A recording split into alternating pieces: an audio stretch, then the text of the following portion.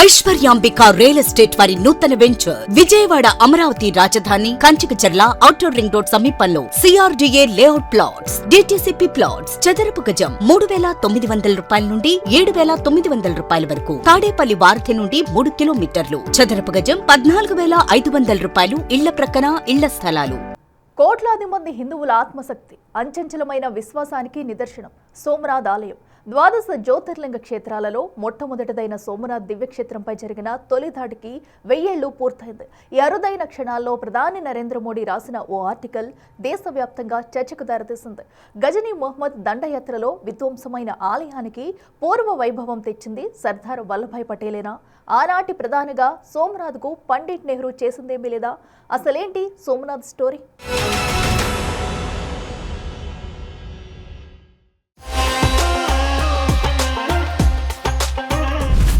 వందల ఏళ్ల దాడులను తట్టుకుంది.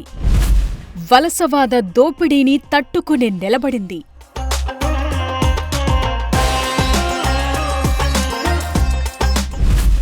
సోమనాథ్ క్షేత్రంపై దండయాత్రకు 1000 ఏళ్లు.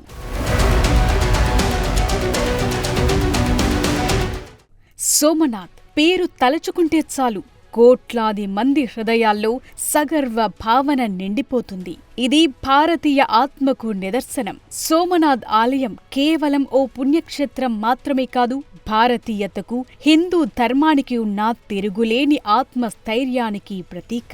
1000 ఏళ్ల చరిత్రలో ఎన్నో దాడులు, విధ్వంసాలు ఎదుర్కొన్న ప్రతిసారి మరింత వైభవంగా పునర్నిర్మితమైన ఈ ఆలయ చరిత్ర ఓ అద్భుతం.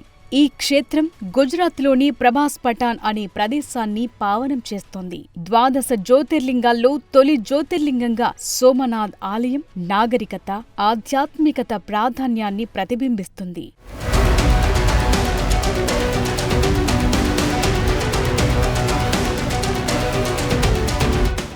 దివ్యమైన సోమనాథ్ శివలింగాన్ని దర్శించినంతనే జీవుడు పాప విముక్తుడై మరణానంతరం స్వర్గప్రాప్తి పొందుతారనేది భక్తుల విశ్వాసం. కోట్లాది మంది భక్తజనం నీరాజనాలు అర్పించిన ఈ పవిత్ర క్షేత్రంపై అనేక మంది దురాక్రమణదారులు దండయాత్రలు చేశారు. ఆలయాన్ని అనేక సార్లు ధ్వంసం చేశారు.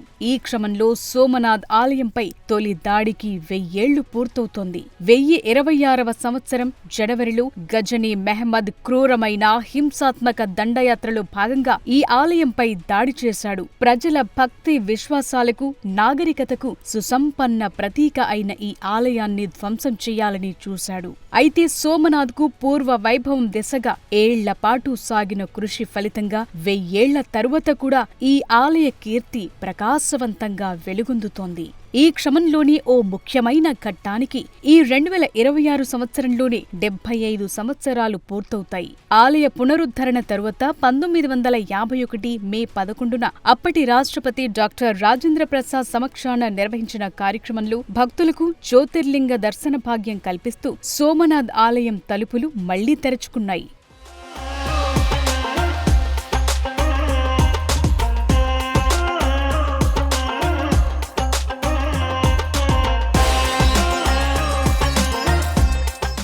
సోమనాథ్ ఆలయంపై గజనీ మెహమ్మద్ దండయాత్రకు 1000 ఏళ్లు పూర్తయిన క్రమంలో భారత ప్రధాని నరేంద్ర మోదీ రాసిన కథనం ఆనాటి చారిత్రక పరిణామాలపై కొత్త చర్చను రేకెత్తించింది. సోమనాథ్ పునర్నిర్మాణంలో సర్దార్ వల్లభాయ్ పటేల్ పాత్రతో పాటు ఈ చారిత్రక ఘట్టం విషయంలో ఆనాటి భారత ప్రధాని పండిట్ జవహర్లాల్ నెహ్రూ ఆలోచన, దృక్పథం ఎలా ఉందనేది ఇప్పుడు ఇండియా మొత్తం హాట్ టాపిక్ గా మారింది. భారతదేశానికి స్వాతంత్ర్యం వచ్చిన తరువాత జునాగఢ్ సంస్థానం భారత్లో విలీనమైన తరుణంలో సర్దార్ వల్లభాయ్ పటేల్ దీపావళి సమయంలో సోమనాథ్ క్షేత్రాన్ని సందర్శించారు. శిథిలావస్థలో ఉన్న జ్యోతిర్లింగ ఆలయాన్ని చూసి పటేల్ చలించిపోయారు. అక్కడి సముద్ర తీరంలో దోసిట నీళ్లు తీసుకుని సోమనాథ్ ఆలయానికి పూర్వ వైభవం తెస్తామని ప్రతిజ్ఞ చేశారు. అయితే ఈ ఆలయ నిర్మాణం ప్రభుత్వ నిధులతో కాకుండా ప్రజల భాగస్వామ్యంతో జరగాలని వల్లభాయ్ పటేల్ భావించారు. ఇందుకోసం ఓ ట్రస్టుని ఏర్పాటు చేశారు. మహాత్మా గాంధీ కూడా ఈ నిర్ణయాన్ని సమర్థించారని, అయితే ప్రభుత్వ ఖజానా నుంచి కాకుండా ప్రజా విరాళాలతోనే ఆలయాన్ని తిరిగి నిర్మించాలని సూచించినట్లు చరిత్ర చెప్తోంది.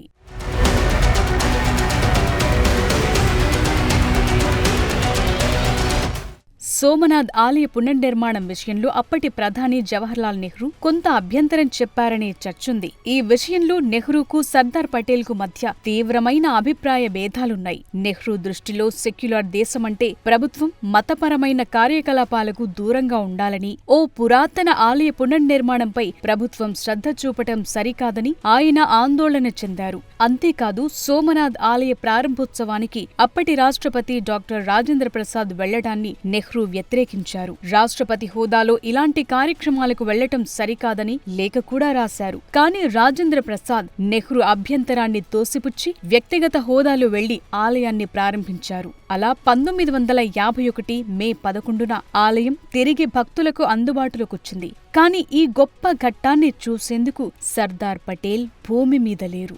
మాజీ ప్రధాని నెహ్రూ ఈ ఆలయ పరిణామంపై పెద్దగా ఉత్సాహంతో లేరని ప్రధాని మోదీ తన వ్యాసంలో రాసుకొచ్చారు. రాష్ట్రపతి, కేంద్ర మంత్రులు కూడా ఈ ప్రత్యేక కార్యక్రమానికి వెళ్లకూడదని ఆయన కోరుకున్నట్లు మోదీ చెప్పారు. అయితే బాబు రాజేంద్ర ప్రసాద్ మాత్రం దృఢంగా నిలబడ్డారన్నారు. సోమనాథ్ కేవలం ఓ ఆలయం కాదని, అది భారతీయ ఆత్మ గౌరవమని ప్రధాని మోదీ చెప్పారు. వేల ఏళ్ల నాటి బానిసత్వ చిహ్నాలను చెరిపేసి సాంస్కృతిక వారసత్వాన్ని పునరుద్ధరించటమనేది దేశ ప్రగతికి సంకేతమని మోదీ చెప్తున్నారు. గజనీ మెహ్మద్ దండయాత్రలో ఆలయం కూలిపోయినా భారతీయుల విశ్వాసం చెక్కు చెదరలేదన్నారు.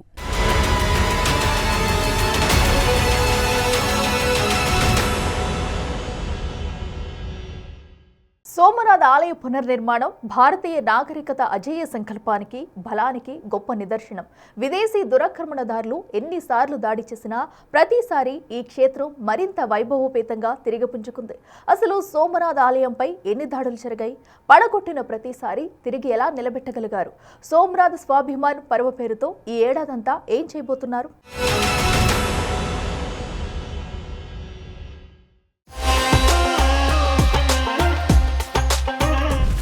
ప్రజల భక్తి విశ్వాసాలకు సుసంపన్న ప్రతీక.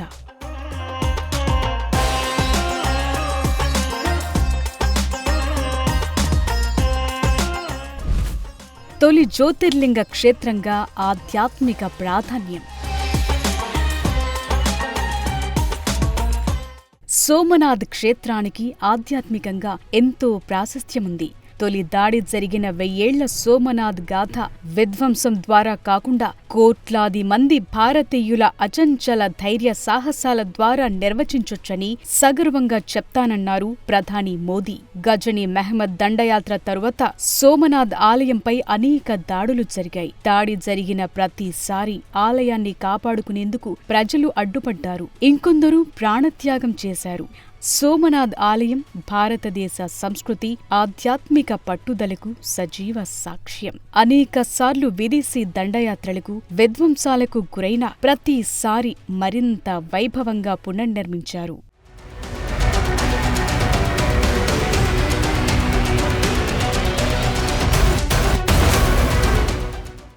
సోమనాథ్ ఆలయం సుమారు 17 సార్లు దాడులకు, దోపిడీలకు గురయింది.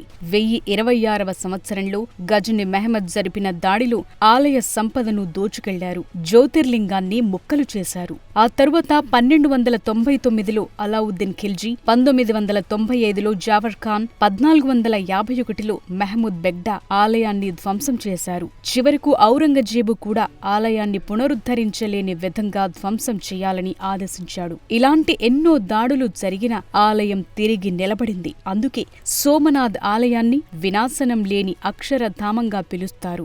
దీని వెనుక ఉన్న రహస్యం రాళ్లు రప్పలు కాదు, భారతీయుల అచంచలమైన భక్తి సంకల్పమే. దాడి జరిగినప్పుడల్లా స్థానిక రాజులు, భక్తులు వెనకడుగు వెయ్యకుండా ఆలయాన్ని మళ్లీ నిర్మించారు. 12 జ్యోతిర్లింగాల్లో సోమనాథ్ మొట్టమొదటిది కావటం వల్ల హిందూ ధర్మంలో ఈ ఆలయానికి అత్యున్నత స్థానముంది. అందువల్ల ఎన్ని అడ్డంకులు ఎదురైనా క్షేత్రాన్ని కాపాడుకుంటూ వచ్చారు. భారత్కు స్వాతంత్ర్యం వచ్చాక సర్దార్ వల్లభాయ్ పటేల్ చొరవతో ఇప్పుడున్న అద్భుతమైన ఆలయాన్ని పునర్నిర్మించారు. నాశనం చేసే శక్తి కంటే సృష్టించే శక్తి ఎప్పుడూ గొప్పదేనని సోమనాథ్ ఆలయ పునరుద్ధరణ నిరూపిస్తూ వచ్చింది.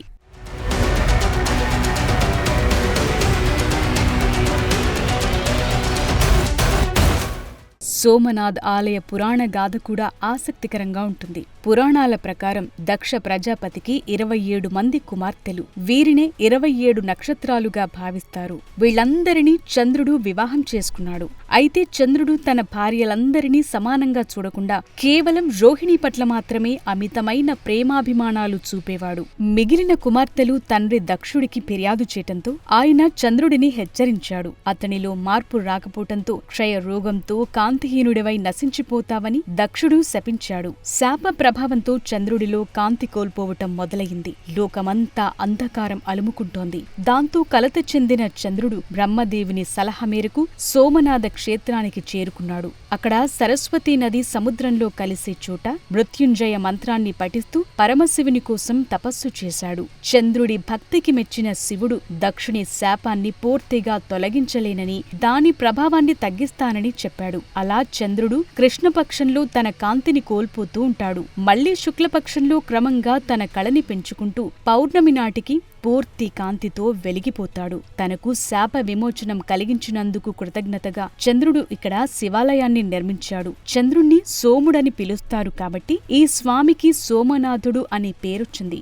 శివుడు ఇక్కడే జ్యోతిర్లింగ రూపంలో శాశ్వతంగా కొలువయుంటానని చంద్రుడికి మాటిచ్చాడు. అప్పటినుంచి భక్తులకు దర్శనమిస్తూ పాపాల నుంచి విముక్తి కలిగిస్తున్నాడు.